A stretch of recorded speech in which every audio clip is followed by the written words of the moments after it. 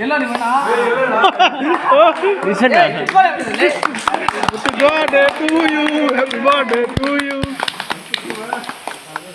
ಹಿಂಗೆ ಇದೆ ಮತ್ತೆ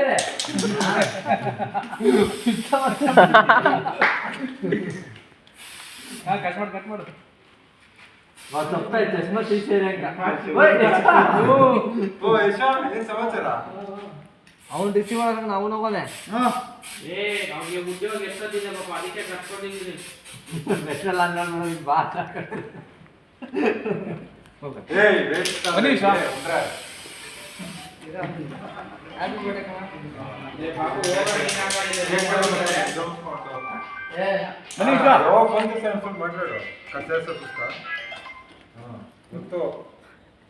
ಶಿಲ್ಪನಾ